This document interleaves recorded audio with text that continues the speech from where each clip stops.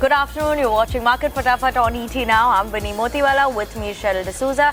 Cheryl, a very good afternoon to you. And surely Nifty is managing to hold on to that good afternoon pace as well that we're seeing. No, not only Nifty, it is Sensex, Nifty Bank, all of them seeing the market is, except for mid-cap. Yeah, except for the broader markets, which is not playing sport with the benchmark indices. And that's been the trend actually for the last two trading sessions. We've seen really divergent move from the mid-cap index, particularly when you compare it to the benchmark indices. Small cap index flat with a positive bias as of now. But mid-cap, I beg your pardon, Nifty, Sensex, Nifty Bank, all at fresh record high levels. As you can see in the bottom of the screen, we are comfortably above 23,800 mark for the Nifty. For the Sensex, we have actually surpassed that 78,600 mark briefly on an intraday basis. You also have Nifty Bank that is above that 52,900 mark. Too many numbers to remember actually, and every day it's a new number that we have to remember, Vinny, isn't it? Absolutely. But on that note, let's get started with all the stocks that have been buzzing in trade on the back of news flows and technicals. And on the technicals, we're joined by Dhwani Patel, while from the research team, we have Jinay as well as Ankita joining in with us. A very good afternoon to all three of y'all, and I'll start with the first stock that we're going to be focusing on today. CG Power, that's a odd one out, you can say, because it was gaining in trade and then it's given up all those gains, trying to make a side picker of a recovery right now. But CG Power, why are we keeping an eye out on this? Today we have a note that's coming from UBS where they're maintaining a buy rating and hiked the target price for the stock to 870 rupees per share from a previous target price of 850 rupees per share. What they're saying is that the industrial product business is on track and is on a stable track. The management is quite optimistic in terms of their power system. They believe there's a strong sense in terms of local as well as global upcycle which we're seeing, and that is something that will be supporting the growth. And beyond investments in the OSAT business, they have motors, power systems, their expansion over there. So CG Power, it seems like they still have cash to expand in terms of the addressable market. So key positives that we are watching out for, ramp-ups in export is what is one watching out for, and that's the word coming in from UBS, especially in terms of newer geographies in the upcoming years, is something that they are keeping an eye out on. CG Power, quite flattish right now in trade, but yes, keeping an eye out on that. Alright, that's CG Power for you, having a good start, now flattening out. But Dhwani, there is one stock that is seeming to have a very good run, and looks like in days to come, if the news flow is supportive, Bharti Airtel will see a further run up. But what's your take? What are your charts specifically indicating for Bharti Airtel? Bharti Airtel is in focus today for the reason that the volumes are seeing good increments. Apart from that, on the technical side, what is interesting over here is ADX, which is the momentum indicator, is moving above from the bottom, and we are crossing about 25 level there, which suggests that a technical buy or a momentum buy over here in Bharti Airtel is indicative. Today's up move also is suggestive that the momentum will continue further on the upside. From current levels, the entry point is at 1450, which is almost close to the entry point over here. On the higher side, the level that I'm looking up for the target on the short-term basis over here is of 1550. Given 1550 crosses out further, we will be seeing more momentum continue over this on the upside. Stop loss that one needs to maintain here on the lower side is of 1435. Alright, let's move on. Let's talk about Vedanta, and one of the reasons why, and the main reason why Vedanta is in focus, is on back of that stake sale that took place today via the block deal. You have the stock that saw a downtick of as much as 6% on an intraday basis. Now it's down about 2.6%, as you can see. The top shareholder and the parent, that's Vedanta Resources, said that they have sold the stake in the company for supporting the strategic growth plans, and the stake sale is via its unit Finversify International. So on back of this block deal that took place, and multiple block deals that took place, you have the parent that has offloaded some stake, and hopefully this is going to aid into the business going ahead. And the stock, however, has fallen for the third consecutive session on back of that. Okay, let's move on and talk about the next stock. And Ankita, Vishnu Prakash, that's the one in focus today as well. What's the news flow? Prakash R. Pungalia is in focus today. In fact, the stock zoomed almost 8% in morning's trade after the company announced the receipt of letter of acceptance, or LOA, from the office of Superintending Engineer UP Jal Nigam, the urban Naini Prayagganj, for the project worth 273 crore rupees. Now, the contract is for surveying soil, investigation, engineering, design and supply of all materials, labor, TP and so on. And on the back of this big order win, Vishnu Prakash is in focus today, right now trading with gains of over 5.5%. All right, moving on then, Dhwani, let's talk about Naveen Fluorine. How is this one looking on the charts to you right now? Naveen Fluorine, we did see that the stock was trading in a downward trajectory, post which there was certain recovery coming in this particular counter. The formation of higher high and higher low has got a confirmation. Now the stock is taking a support at its 200 period exponential moving average on the daily charts, and we did see a certain run up come above that. Now the support is acting out once again, and it's again an entry for the fresh buy from current levels. With the stop loss over here standing at 3540, the target on the higher side is at 3800. Given 3800 crosses out, there's further momentum that can be built up in this particular counter. The next level after that will be looking up at 3890. Surely keeping an eye out on that. 3890 is what one should watch out for as an end target there right now. But let's move on, talk about Gulshan Poly. Jinai, this stock is buzzing away, holding on to gains of 2%, 2-3% right now. What's the news flow here? Yes, so company has commenced commercial operations of its ethanol at the 250 KLPD capacity ethanol plant based in Assam. Also, Incred came up with a note and they have maintained their ad rating with the target price of rupees 380. What they say is that the ramp up of the production is key for the company, as its plants are one of the biggest in the country, and they are evaluating the company at a valuation of 10 times of their FY 2026 EPS. Now they have further also highlighted some downside risks for the company, and that is maize will be mainly used to produce ENA or ethanol going ahead, and if there is any rise in the price of that will affect profitability of the company. Also, the final product prices are actually decided by state or the central government or OMCs, and hence the profitability of the company also depends on the prices fixed by them, and that is why this company will be in focus today. It's holding on to a gain of about 3%. All right, so that's all about Gulshan Poly. But on that note, we'll slip into a break on this edition of Market Fatafat. When we come back, more stocks to discuss. Don't go anywhere.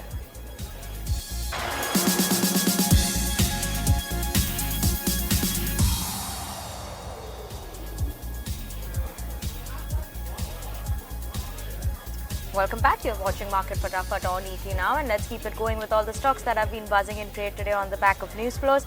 And today what's exciting is also CE Infosystems, a lot of block deals that have been happening in the recent time. And today CE Infosystem is in focus because as promoter is, what we understand is promoter is likely to sell stake, and that is Rakesh Kumar Verma, who's likely the seller of this. Now obviously what we're watching out for, this is a likely stake sale that will be happening from the promoter, and the value of this is at around, which is going to be at around 2,293 where the block deal happened today. We're keeping an eye out on this. Obviously, we'll watch out for who are the buyers, but what we understand from sources that the seller was the promoter, and that was the name that we had, what we understood from sources suggesting Rakesh Verma would be looking to sell his stake, and that is what we're keeping an eye out on.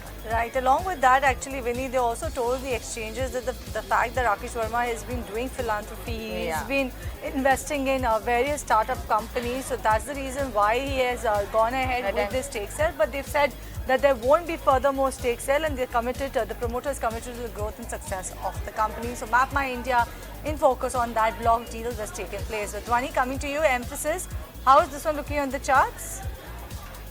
Absolutely. Emphasis is absolutely in focus today, given that the kind of attraction IT is seeing, it's bottoming out, and we are looking at upward momentum coming in. Emphasis also comes into the radar for the reason that today the stock is crossing all above all the important moving averages, and we are also seeing that since quite some time the stock has taken up a support at its 200, 20 and 50 period EMA, and all are into a narrow range right now. We are expecting a volatility breakout in this particular counter from current levels. On the higher side, 2600 is the next target that I'm looking out for, given a stop loss on the lower side over here at 2380. All right, so that's all about Emphasis. Let's talk about PNB Housing, and that particular counter is seeing an uptick on back of a brokerage note. It saw an uptick of as much as 2.9% on an intraday basis. IFS Securities has initiated coverage on PNB Housing with a buy rating, a target price of 1,050 rupees per share, which is approximately 34% upside from yesterday's closing price. They're saying that the company is set to double the affordable and high-yielding emerging prime loan book mix to 40% by FY27, and this will be aided by focused verticals with independent branches. They say alongside the upscaling of affordable and emerging segments, growing mix of non-housing loans and smaller ticket prime housing loans to improve the profitability. Therefore, what ICICI Securities is saying, they see interest rate cycle, financial health of promoter, PNB as key risks, and on back of that, but they have gone ahead and initiated a coverage with a buy rating and setting a good target of 1,050 rupees per share. Okay, let's move on, and Ankita, talk about, you've picked out a few banking, financial services stock. Why is the BFI sector in focus today, and which specific stocks are you going to be talking about? Yeah, BFSI sector is in focus today. In fact, a couple of names there, a couple of brokerage notes that have come out. ICICI Bank, HDFC Bank is in focus. So is Bajaj Finserv, Kotak Bank. But we'll talk about ICICI Bank first, and that is because, the stock is trading at record high. In fact, it, hit the market cap of $100 billion, only the sixth company, to hit that kind of market cap. But let's take a look at what the brokerage notes are saying then. Jefferies has come out with a note on ICICI Bank, and they are maintaining a buy with a target price of 1,350 rupees. They feel that the deposit growth of 20% is amongst the best for large banks, and the slower cost growth is to offset the margin normalization. The asset quality is holding up, and the corporate book can see recoveries, and that stays amongst the top picks in the sector. So that's the note by Jefferies. Let's look at what JP Morgan had to say about HDFC Bank. Then they feel that the industry cards outstanding is up 18% on a year-on-year basis, and the net issuances have seen some moderation over the last 2 months, but the asset quality tends to remain the key to monitor here. So that's the note coming out by JP Morgan, and Goldman Sachs has also come out with a note on the BFSI sector. They feel that the rising concerns around the health of rural leading portfolio in Indian financial system, they believe that this could potentially put more pressure on the earnings trajectory of the sector, and the PSU Bank in particular could potentially be more impacted in the event for farm loan waivers as seen in the past episodes. They maintain HDFC Bank, Kotak Bank, Axis Bank and IndusInd amongst the top picks from the private sector banks, and they prefer Credit Axis Grameen and L&T Finance and Shriram Finance amongst the NBFCs. So the whole NBFC pack is in focus on the back of these brokerage notes. All right, so that is all the NBFCs. The BFSI segment as a whole that's in focus with Dhwani. Ramco Cements, how are the charts with this one looking like? You've seen the cement pack being pretty active in trade today, but do you think this activity will continue for Ramco Cements in particular? Absolutely. The kind of activity that we are seeing in the cement pack today, especially India Cement, Ramco Cement, ACC, these are JK Cement are the counters where we are seeing a constant uptick coming in. Ramco Cements again becomes noticeable on the technical front as well. Talking about the weekly structure of this counter, we are seeing a ascending triangle formation over here on the weekly, which is a bullish side of a signal, and even on the dailies we are seeing that the stock had bottomed out. We see a 4-day rally and a consolidation, post which we are looking up at breakouts in this particular counter. The buy level is activated from the current level for a target of 930 to 35. A stop loss on the lower side that one needs to maintain over here in this particular counter is of 850. Okay, surely keeping an eye out on the levels there. But we also spoke to Sanjay H. Parekh, founder and CIO at Soham Asset Managers, and he also believes that cement space may see some weakness in the near term, and he's playing in the space. But what stocks is he looking at? Let's go across and listen. Cement in the near term may be weak for this quarter because first 2 months were weak. June has been better, but overall structurally with this emphasis on infrastructure, the large players very clearly will be beneficiaries. They will be acquirers. So we participated through Ambuja, as they're very aggressive on acquisitions and they're doing it very smartly. They're not overpaying for it. And then the cost lever with all the synergies of the group, they are going to significantly better it. So that is one area where we are very positive over the next 3 to 5 years. And we've seen that in the recent acquisitions and even the efficiencies that they have built on the cost side. While it is not cheap now, valuations are rich now, but I think, we need to hold on to such quality stocks where the growth is going to be very aggressive. and the management is really on a top of it on all multiple fronts. But the other player, Grasim, we own, where of course we benefit through Ultratech, which is a very large ownership for them. And then, of course, the paint business, we believe they have a right to win. It may take a little longer, but they still would really appreciate more of as they execute. All right, that's all about Cement Pack. Then coming to you, Jinay, GMDC, why is this stock in focus today? And GUVNL, that is Gujarat Urja Vikas Nigam Limited, have joined hands to charge the Gujarat's future. They have partnered in energy security for a vibrant Gujarat. Now, if you look at the state of Gujarat, it has been witnessing a huge surge in the power demand, which has been growing at a CAGR of about of more than 6% since last 5 years. Now, if you look at the peak demand, it stood at around 24,544 megawatt in FY 2024, and this is estimated to reach about 36,000 megawatt by FY 2031 or 32. Now, GUVNL and GMDC have collaborated for development of coal-based and lignite-based power stations for energy security. The company also further said that this strategic partnership underscores a collective dedication to bolster the energy security through sustainable coal and lignite utilizations. All right, moving on, let's talk about Prince Pipes, because this particular counter is seeing a good run on back of a report that's coming from Nuvama. They've retained a buy stance and they've unchanged the target price. It is at around 830 rupees per share. But what Nuvama is saying, they've recently interacted with the management of Prince Pipes to understand the views and strategy. And they're saying in line with the on-ground channel checks, the demand continues to stay robust, both from the infrastructure side as well as from the plumbing side. They're saying, factoring the strong tailwind, the management is confident of 15% volume growth along with 12 to 14% margin in FY25 that can see an upside if the PVC price rally continues, leading to a restocking and inventory gains as well. Also, what the management has said that it is on track to reduce the receivables from mid-80s to 65 to 70 days in the near term and approximately 60 days by H1 or Q3 of FY25. And also what Nuvama believes is that India's real estate revival along with the infrastructure push, they've paved way for plastic pipe players, and therefore they are liking Prince Pipes. They've maintained the buy stance, the stock price or the target price unchanged at 830 rupees per share. Okay, keeping an eye on Prince Pipes today, but let's move on, talk about Uno Minda on the technicals then, Dhwani.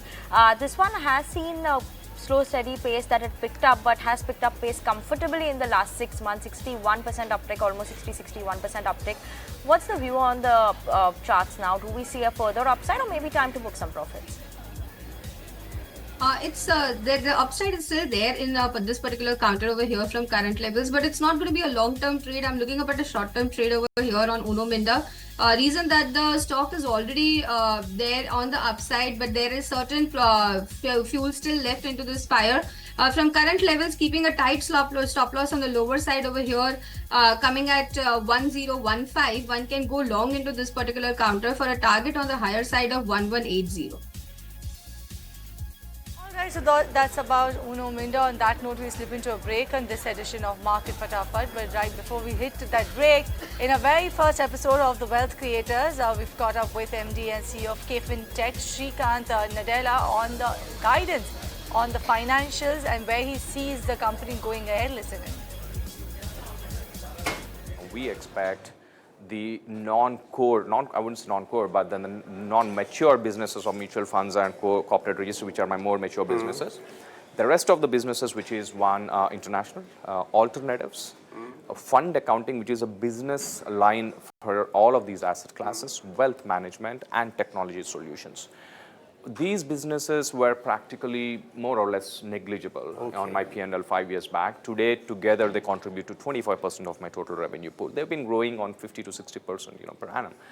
We expect the younger businesses to continue to provide, a pretty solid streak of growth.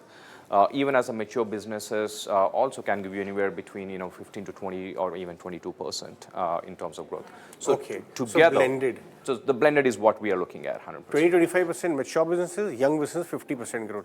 So 30-35% blended growth visibility exists. that would be an optimistic scenario. I would expect the mature businesses to be in the range of 17 to 20%, maybe more ballpark. That's basically as a symbiotic relationship we have with the mutual fund business. I believe the industry might grow around that percentage. And if you like this video, then like, share and subscribe to ET Now.